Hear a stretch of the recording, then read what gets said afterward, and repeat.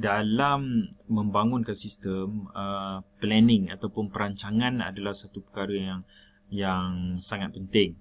Okey, sebab dalam merancang sistem ni, kita merancang pembangunan sistem ni, kita menentukan apa dia matlamat, objektif sistem yang hendak dicapai, apakah dari segi pemasaannya, dari segi siapa yang terlibat, dari segi prosedur, apa yang perlu dibuat dahulu, apa yang perlu dibuat kemudian. Okey, jadi sistem development planning sangat penting. Dalam sistem development ada dua bentuk plan. Satu ialah project development plan dan satu lagi ialah master plan. Jadi project development plan ni ialah plan yang khusus kepada projek, manakala master plan adalah plan secara umum oleh organisasi. Okey, maknanya apa yang organisasi nak cuba capai. Tapi di sini yang project development plan adalah berkaitan dengan projek.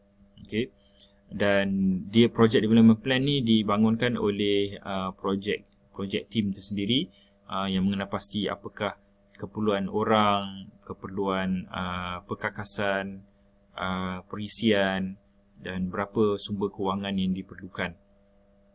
Manakala master plan ini disediakan oleh steering committee, okey, iaitu jawatankuasa di peringkat organisasi untuk melihat apakah jangka masa plan jangka masa panjang untuk sistem maklumat. Antara teknik-teknik yang digunakan dalam membuat perancangan ialah seperti PERT, Program Evaluation and Review Technique, dan juga Gantt chart. Tetapi untuk kuliah ini kita akan skip dahulu, okey, dua perkara ni, dan kita akan lihat di dalam kuliah akan datang. Okey. Dalam membangunkan sistem, ada satu kajian yang sangat penting dibuat, dan kajian ini dibuat di beberapa fasa ataupun di beberapa peringkat di dalam pembangunan sistem. Ini dipanggil sebagai business case ataupun feasibility analysis. Setengah organisasi dia menggunakan istilah sebagai business case. Okey, ada setengah organisasi menggunakan istilah sebagai feasibility analysis. Okey, mungkin di dalam kuliah kita ni kita akan lebih banyak menggunakan istilah feasibility analysis. Dan maknanya organisasi apabila mereka nak menentukan ataupun nak membuat keputusan sama ada projek yang mereka cadang nak buat itu patut diteruskan ataupun projek tersebut patutnya dihentikan, kerana sebab-sebab tertentu, mereka perlu melihat kepada 5 aspek penting ini.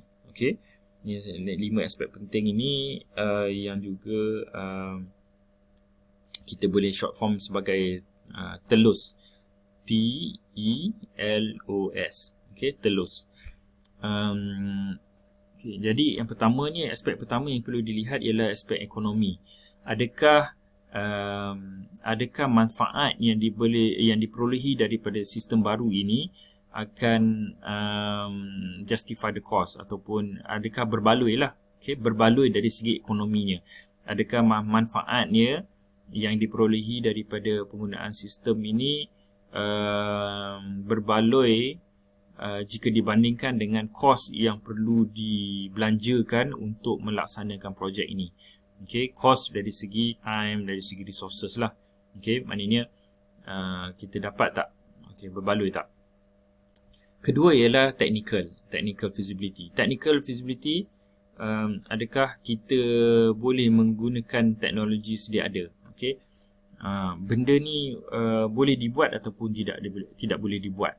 Okay, teknologi sedia ada, mampu tak untuk buat apa yang kita nak buat? Jadi contohnya macam katakan satu organisasi hendak memasarkan minyak wangi. Okey, ingin memasarkan minyak wangi, dan mereka merasakan bahawa membuat pemasaran melalui internet adalah cara yang sangat efektif. Jadi apa mereka buat? Mereka bercadang untuk membangunkan satu website dan dalam website itu of course users nak tengok kepada produk lah. Tetapi dalam kes produk minyak wangi kan, user dapat tengok produk, tak ada no point kan. Tak ada, bukan itu ciri utama pada produk. Ciri utama pada produk ialah, kalau minyak wangi ni, ialah baunya. Jadi apa yang organisasi ni cadang fikirkan ialah bagaimana supaya mana-mana pengguna yang melayari laman web company ni, dia boleh memuat turun, dia boleh download bau minyak wangi tersebut. Jadi mereka pun memikirkan macam mana nak buat satu website yang boleh membenarkan pengguna pelayar website tersebut untuk memuat turun bau minyak wangi. Jadi apabila mereka kaji, mereka dapati bahawa tidak ada lagi teknologi yang boleh transfer bau wangi, boleh transfer bau melalui internet. Okey, setakat ni internet boleh transfer apa? Dia boleh transfer beberapa benda yang melibatkan kita punya panca indera. Dia boleh transfer images, gambar. Okey. Jadi gambar ni melibatkan kita punya panca indera mata kita. Kemudian internet juga, melalui internet juga boleh dihantar dalam bentuk audio kan, bunyi dia berkait dengan panca indera telinga kan. Boleh juga dihantar melalui video. Video ni maknanya bukan mata, bukan sahaja static image, tapi image yang bergerak dan di-combine sekali dengan audio kan. Benda tu boleh juga ditransfer melalui internet, tetapi untuk deria bau kita masih belum lagi boleh ditransfer melalui internet kan. Jadi sebenarnya tidak, dari segi teknikal tidak feasible. Jadi kalau organisasi dia sedang memikirkan untuk bangunkan sistem berkenaan, bila dia sampai di kajian feasibility berkaitan dengan teknikal, mereka akan dapati bahawa sistem tidak feasible, maka mereka pun akan abort lah kan, akan hentikan. Kemudian dari segi legal ni ialah adakah sistem yang bakal dibangunkan ini mematuhi undang-undang, contractual obligations dan sebagainya lah. Okay. Jadi mungkin dengan sistem tersebut ada economic benefit, kemudian technically feasible, tetapi tidak sah dari segi undang-undang kan. Mungkin dia invade privacy dan sebagainya. Jadi yang ni pun perlu diambil kira. Dan dari segi scheduling, bolehkah sistem ini dibangunkan mengikut masa yang ditetapkan? Okey, contohnya bila diberi tempoh kepada organisasi untuk menyediakan sistem yang boleh satisfy SST kan, yang boleh untuk tujuan SST, sempat tak organisasi yang tersebut ini dia membangunkan sistem sendiri untuk penuhi deadline tersebut kan. Jadi yang itu pun perlu diambil kira, iaitu scheduling, sempat tak. Dia dari segi operasi, iaitu kemampuan untuk membina, mana organisasi itu ada tak orang-orang kepakaran untuk membangunkan dan untuk melaksanakan sistem kan. Kita ada tak, organisasi ada tak kepakaran untuk menggunakan sistem. Okey, jadi ini dari segi operasi. Jadi walaupun benda-benda ni ada, tapi kalau kita tidak ada kemampuan untuk bangunkan pun, maka ini pun jadi satu faktor besar yang menyebabkan kita perlu abort lah daripada projek, untuk kita membatalkan projek. Jadi ini adalah aspek-aspek yang penting yang perlu diambil kira dalam membuat keputusan sama ada projek tersebut perlu boleh diteruskan ataupun projek tersebut perlu dibatalkan. Okay, ataupun mencari alternatif berbeza.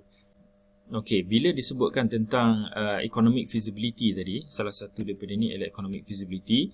Jadi kita boleh gunakan teknik yang kita pelajari daripada subjek-subjek seperti pengurusan perakaunan, seperti topik capital budgeting, untuk menentukan economic feasibility. Antara ni kita lihat payback period.